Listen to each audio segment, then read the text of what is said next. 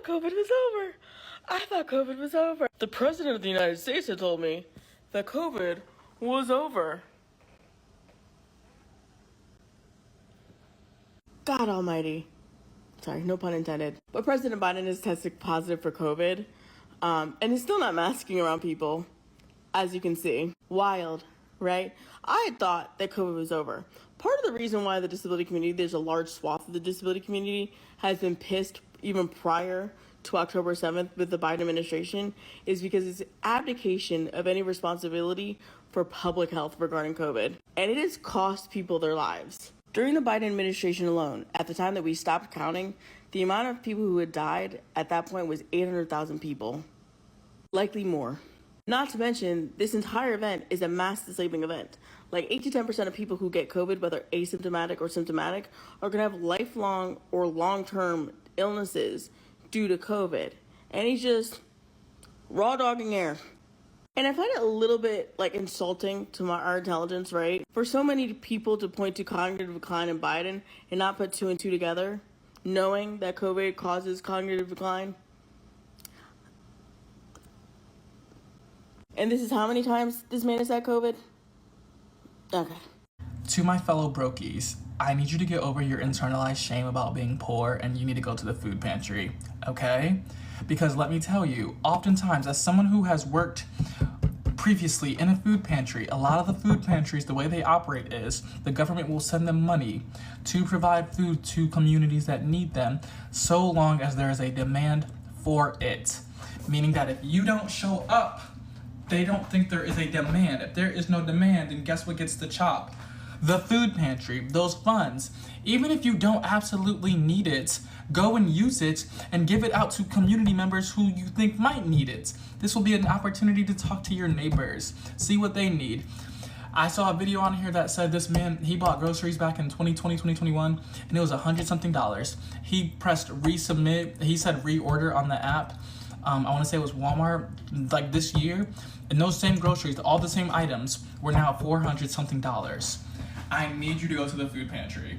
It's literally free food, and it's quality. I know there's this misinterpretation that the food's not quality. As someone who has done the order, who has put the food away, who sees it firsthand, it is quality food, okay? I understand that they tried it. There's this weird anti-poor, anti-classist, or class solidarity rhetoric that goes on. It's not real. It's not real. The food is fine. It's probably better than what you are going to get at a lot of these grocery stores that are putting pesticides in their foods and aren't telling you anymore.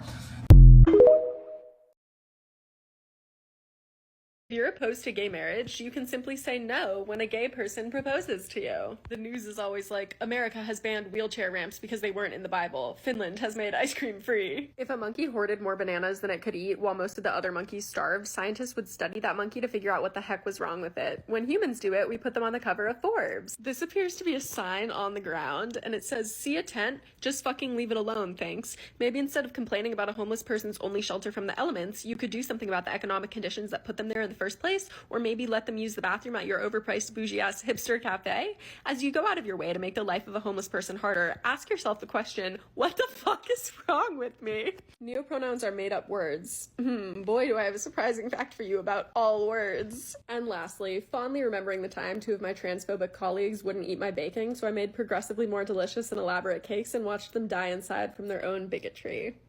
Wait 90 minutes in the morning to drink your coffee so you don't get cortisol face. Eat so many grams of protein for breakfast in the morning so you don't get cortisol face, because you don't want that, right? You don't want big fat fuck round puffy red cortisol face, right, babe? Girls supporting girls. I would never let you do that. Girls supporting girls, babe. I love you and I care about you, right? Drink green tea, it'll do the same thing for you as Ozempic with half the cost, right? Because you hate being fat, right? Or maybe you don't actually know what your body looks like, and you just hate the idea of being fat. So maybe you should drink green tea, right? It'll keep you from being fat, right? Because the worst thing that can happen to you is being fat, right, babe? Girls supporting girls. Get a mini stair stepper for your living room so when you could be having leisure time, you can actually be working your body. Because you don't work your body enough, right? You're not tired enough at the end of the day, right? And maybe your body needs to look a certain way for summer, right? To get that summer workout body, right, babe? Girls supporting girls, right? make sure you get this wrinkle preventative cream so that you don't look like you're 40 or 50 when you're actually 30. Because you're scared of wrinkles, right? You know that wrinkles make you ugly, right? You're scared of being ugly in your old age, right?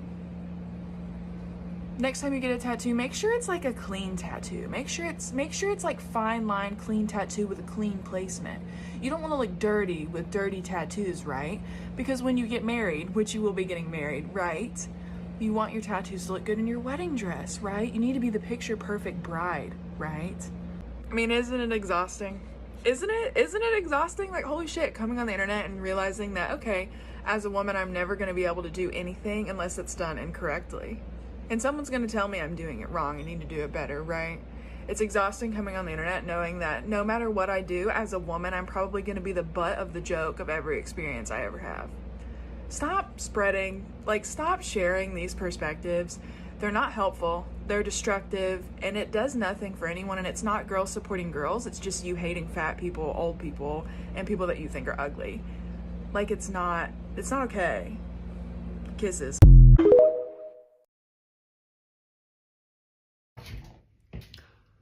Hello? Hello? Hello? Hello? Hello? Hello? Hello? Hello? Hello? Hello? Hello? Hello? Hello? Hello? Hello? 1, 2, 3, 4, 5. Hi, how are you?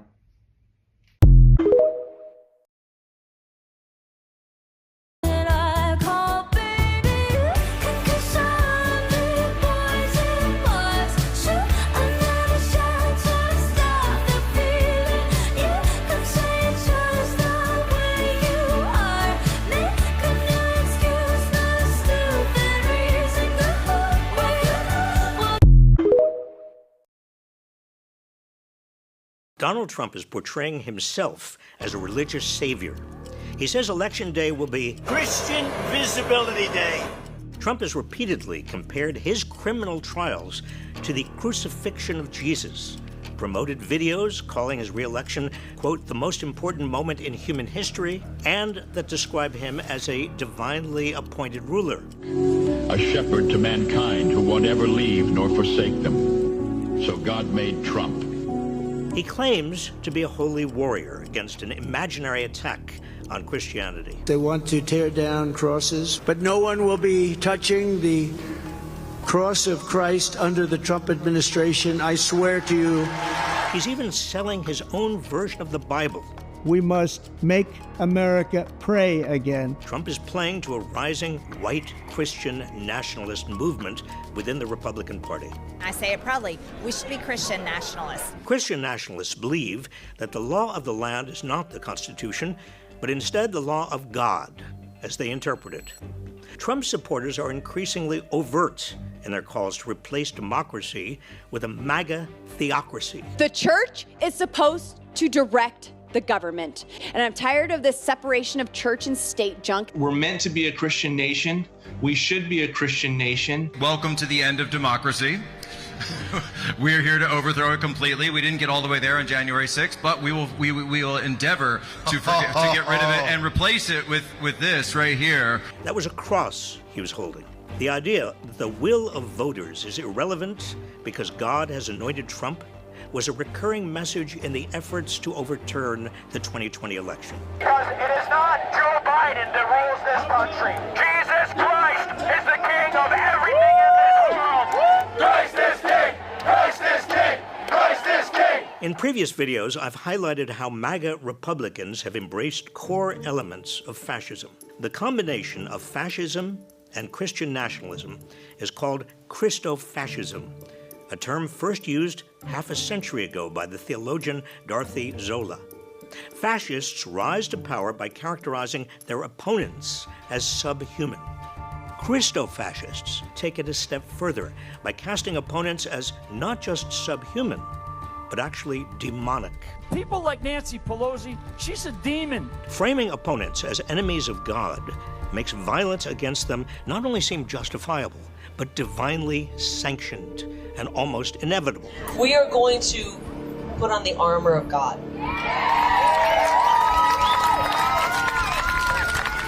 And maybe strap on a Glock on the side of us just in case. When we take power, they need to be given the death penalty. And these people that are suppressing the name Christ and suppressing Christianity, they must be absolutely annihilated when we take power. Christo-fascists want to strip away a wide range of rights Americans take for granted. Former Trump staffers involved in developing plans for a second Trump term have called for imposing biblical tests on immigration, overturning marriage equality, and restricting contraception. And MAGA-aligned judges are already setting their dogma ahead of the Constitution. In his concurring opinion on the case that declared frozen embryos are people, Alabama Supreme Court Chief Justice Tom Parker cited God more than 40 times and quoted the book of Genesis and other religious texts. Nothing could be more un-American than the Christian nationalist vision. So many of America's founders came here as refugees seeking religious freedom. The framers of the Constitution were adamant that religion had no role in our government. The words God, Jesus, and Christ don't appear anywhere in the Constitution.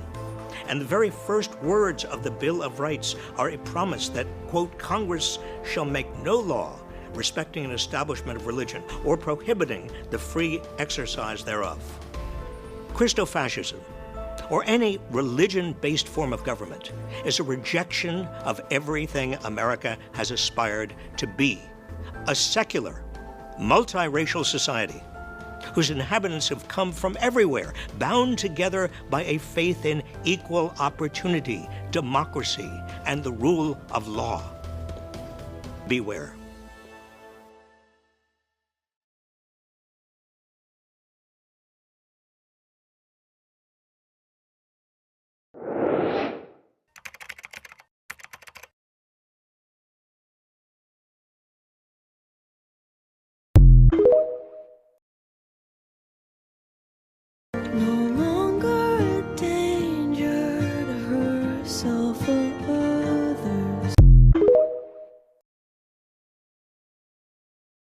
Oh yeah! Vector! Shut the fuck up! Y'all, I just experienced blatant ableism from the TTC this morning. Like, I'm still rattled. So I'm waiting at my usual stop. The streetcar's coming. I've got my mask on. I start rolling towards the curb. The streetcar doesn't stop, just keeps going. So I think, okay, they probably didn't see me. No problem. So I book it down to the next stop. I get there, the streetcar stopped at a red light. Although the door is closed, the flashing lights are still on, there's plenty of time. I leave the curb, push the accessible button, I wait, nothing, and then the streetcar just takes off. The first time, sure, maybe you didn't see me. The second time, you definitely saw me, and I definitely pushed the button. Luckily, there was another car coming, so I let that driver know what had happened, and she reported it, which is great. But TTC, what the fuck?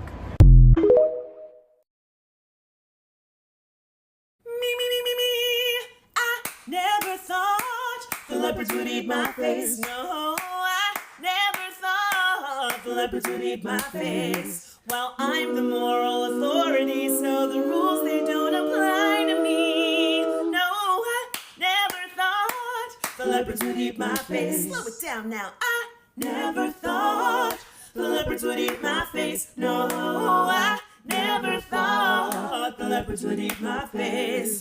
Well, I'm the moral authority, so the rules, they don't apply to me.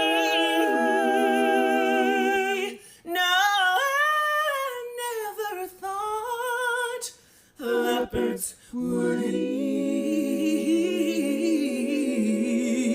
my face.